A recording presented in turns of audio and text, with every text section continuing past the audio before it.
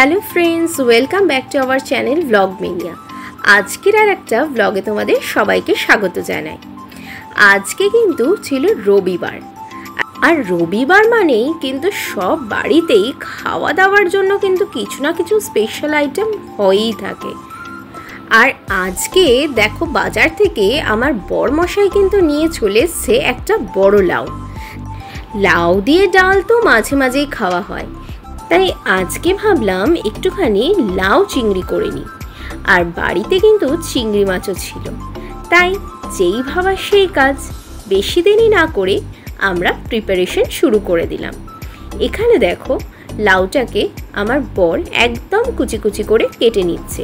আর এই লাউটা কিন্তু একদম কচি, কাটার সময় তোমরা বুঝতে পারছো যে একদম কচি লাউ। লাউটা কেটে নিয়ে বাকি সরঞ্জামগুলো কিন্তু আমরা এখানে সব কেটে নিয়ে সাজিয়ে নিয়েছি। আর চিংড়ি মাছেও আমরা কিন্তু নুন হলুদ মাখিয়ে নিয়েছি।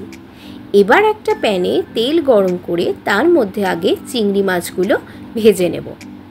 চিংড়ি মাছগুলো ভাজা হয়ে গেলে এবার টমেটো, আদা, রসুনের একটা পেস্ট তৈরি করে নেব। এখানে কিন্তু আমরা সেই তেলটাই ব্যবহার করেছি যেটাতে চিংড়ি মাছ ভাজা হয়েছে। এবার আস্তে আস্তে সমস্ত মশলাগুলো দিয়ে নিয়ে তার মধ্যে পেঁয়াজটাকে দিয়ে ভালো করে কষিয়ে নিচ্ছি। পেঁয়াজটা একটু ভাজা ভাজা হয়ে গেলে তার মধ্যে ওই টমেটোর পেস্টটা দিয়ে নিলাম। এবার একে একে সমস্ত মশলা দিয়ে নেব। হলুদ গুঁড়ো, লঙ্কা গুঁড়ো, জিরে গুঁড়ো, ধনে গুঁড়ো। এরপর একটুখানি মশলাটাকে কষিয়ে নিয়ে তার মধ্যে দিয়ে দিলাম কেটে রাখা আলুগুলো। এবার আমরা এখানে দিয়ে নেব কেটে রাখা লাউটা। লাউটা চাইলে তোমরা একটু প্রেসারে সেদ্ধ করে নিতে পারো।